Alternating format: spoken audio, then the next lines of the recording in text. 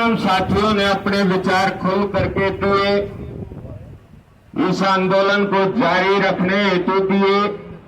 अधिकतर साथियों ने अनशन को विराम देने के लिए कहा। साथी योगेश सिंगला जी ने भी जैसे कहा कि ये मन में थी, ये था और इतना। एक तो चलो साथी आप नए हैं, मन में थी नहीं, आज भी नए है।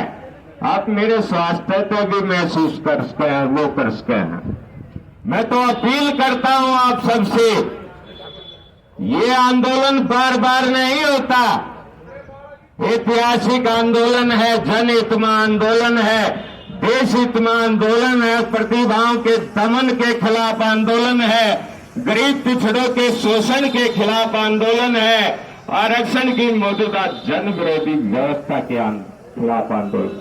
सम्मानित साथियों, घबराओ मत, हम बिल्कुल जो है आज भी उत्साहित हैं और मुझे लगता है 4 महीने हो गए, 4 आपके बीच में हो।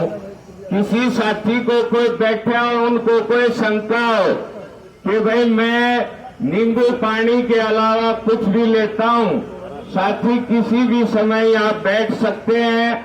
लगातार 1 दिन 2 दिन 4 दिन इतना समय देश का अपना परखा इतना खूब है। खाना पीना का खर्चा कुछ बीड़ी सिगरेट पीता होगा वो भी दे देंगे। तो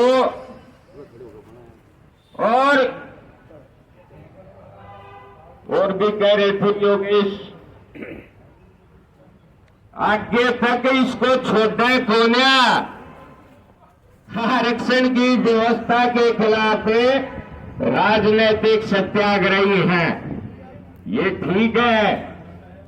आदरणीय प्रेम सिंह तैया जी कह रहे थे कि आजादी के बाद, आजादी के पहले से जी 1932 में कुर्नेला अवार्ड होया, जब जो आरक्षित जाति के थे, विशेष जाति के जो दर्जा था जिनको, उनको तो जो अपने प्रतिनिधि चुनने का अधिकार था, एक तो अपने आरक्षित का और एक अनारक्षित का, दोनों का, और दूसरे को केवल 1 वोट देने का अधिकार था। उससे पहले भी ये तो व्यवस्था देखो, आरक्षण का मतलब मदद सहायता है और मदद सहायता करते तो होती रहेगी, लेकिन ठाडे द्वारा हिड़े की जरूरतमंद की ठाडा किससे, चाहे पैसे से ठाडा हो, चाहे दिमाग से ठाडा हो, चाहे शरीर से ठाडा हो, उसका दायित्व भी बढ़ता है। नेचर भी है, प्रकृति है, ठाडा है तो हिड़े की मदद करेगा। तो गरीब की मदद चाहिए, हमारा क्लियर कहना है। आरक्षण की मौजूदा जो व्यवस्था से एससी के नाम पे एसटी, ओबीसी, ईडब्ल्यूएस या महिला दिया, इसका देश को और जनता को, आरक्षित को, अनारक्षित को, महिला को, किसी को कोई बेनिफिट नहीं हो रहा, ना कभी हो, क्योंकि ये वोट स्वार्थ की नीति पर आधारित है। इसका जनहित देश हित से कोई सरोकार नहीं, केवल जनता को भ्रमित रखना, आपस में लड़ाना है। नहीं तो आप बता दो, जो सक्षम थे, जो अगाड़ी थे, जो अपने आप को अगाड़ी जातिया, तरक्की का क्या भेद फटा, जो बगड़े आरक्षण चारे, काले धन के भरे उभरे बीपीएल कार्ड बनवाए, क्या तरक्की है? कभी जाट आरक्षण मांग रहे हैं, कभी मराठा, कभी गुर्जर, यहां तक अब ब्राह्मण जो है सर्वोच्च कौम कई जाति थी, वो भी ब्राह्मण संरक्षण एक्ट के नाम पर, श्रवण आयोग के नाम पर क्या क्या मांगे चलती, वो 1.5 साल चलाती थी। साथियों, ये आंदोलन 2007 से शुरू हुआ, सामाजिक शुरू हुआ और सारे हालात देख करके 2019 में 9 में इसको राजनीतिक परिवर्तित कर दिया गया और 12 में तो कतिये हो गया, पार्टी रजिस्टर्ड होगी। 9 में भी चुनाव लड़ा भाई इस पार्टी के नाम पे, इसे व्यवस्था के खिलाफ। उसके बाद ये आंदोलन, राजनीतिक आंदोलन सतत जारी है। कदे धरना, कदे प्रदर्शन, कदे पद यात्रा, कदे कई स्टेटा की यात्रा, कदे एक स्टेट की यात्रा, किते लोगों ने वैसे जागरूक कर रहे, किते हस्ताक्षर अभियान चला रहे, किते दिल्ली सोनीपत से प्रधानमंत्री कार्यालय तक पद यात्रा लेकर के जा रहे। ये झूठ नहीं बोल रहे भाई, कदे आप आसे कहना ये जताते हो आप भाई, जत्ते से मूर्ख बना रहे हिंदी ये डाला दुनिया, समझे ना धर्मपाल, समझे कि हाँ ये वो सत्याग्रही हैं जो अनुशासित सच्चे सुच्चे मैं करके आज 130वें दिन भी फिर मैं कहने लग रहा 2 महीने की तक गारंटी लियो हूं तो आपके बीच में सांस लेता हुआ और आवाज बुलंद कर दूंगा। वैसे नियति का, प्रकृति का या परमात्मा कुछ गिरा नहीं के हो गया, क्यों जी? तो घबराना नहीं है।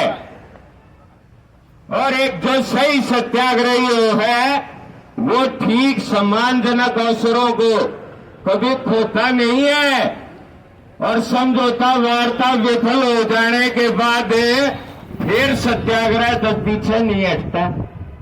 आज है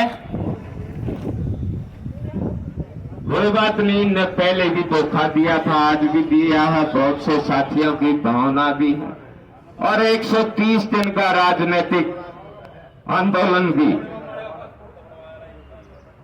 मतलब ये चला पाक साहब जेल में रह गए, टेंट पड़वा गए। पार्टी के राजनीतिक आंदोलन को मजबूती देने के लिए आर्थिक योगदान दिया, उनका भी मैं एक बार ब्यौरा आपके बीच में दूंगा। एक 5 मिनट लाऊंगा, जब आपने को पकड़ा दो। हाँ ले लो। साथियों, जब से इस आंदोलन की चर्चा दी गई, मतलब अगस्त से चला,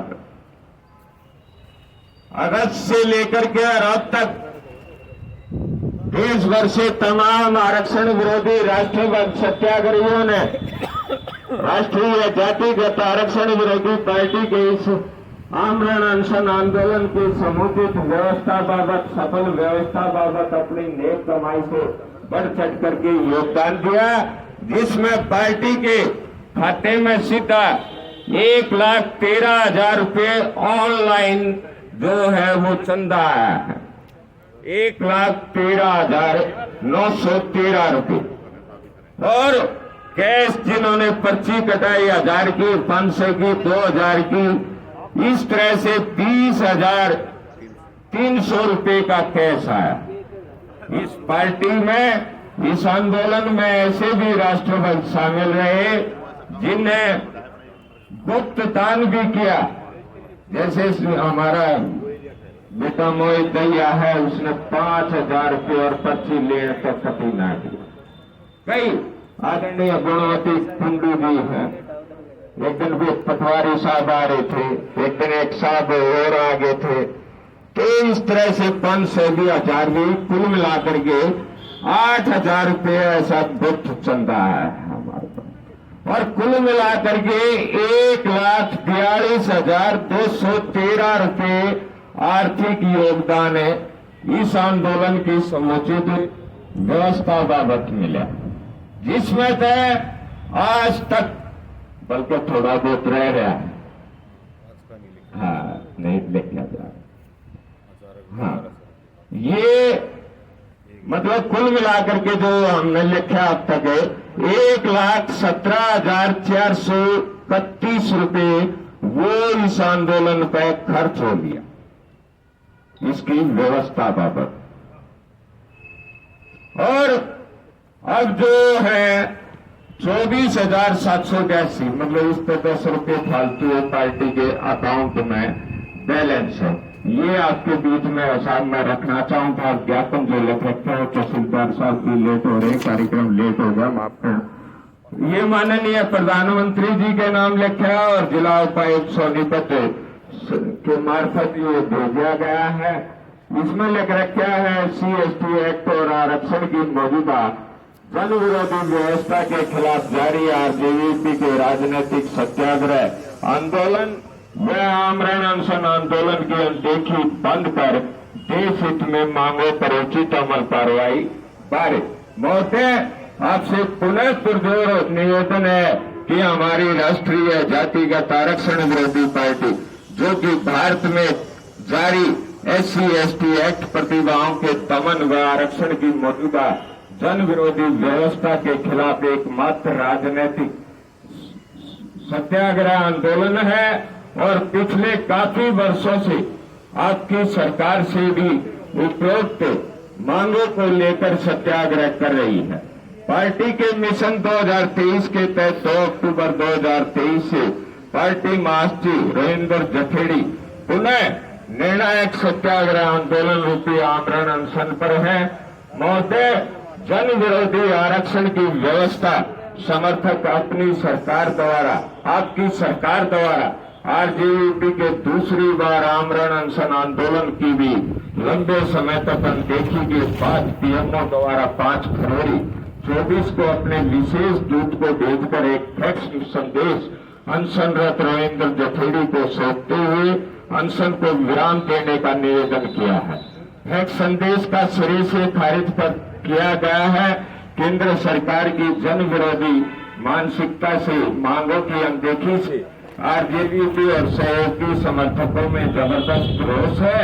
बावजूद इसके कई दिनों तक पार्टी व सहयोगी समर्थक सत्याग्रहियों द्वारा आंदोलन, मजबूत परिस्थिति, राजनीतिक सामाजिक हालात, केंद्र सरकार की स्थिति, फैक्स संदेश आदि पर गहन चिंतन मनन व 8 फरवरी को आमरण अनशन के 130वें दिन आमरण अनशन स्थल पर हुई बैठक में गंभीर मंथन उपरांत परिणाम तक आमरण अनशन पर डटने हेतु संकल्पित महासचिव रोहिंदर जखेड़ी को फिलहाल आमरण अनशन को स्थगित कर विराम देने हेतु मनाते हुए दलित एक्ट और आरक्षण की मौजूदा जन विरोधी व्यवस्था SC/ST, OBC, EWS, महिला सरीखी कुरीतियों के खिलाफ पार्टी के राजनीतिक सत्याग्रह आंदोलन को जारी रख तेज करने का निर्णय लिया, जिसके तहत पार्टी के सत्याग्रही आगामी लोकसभा व विधानसभा चुनाव में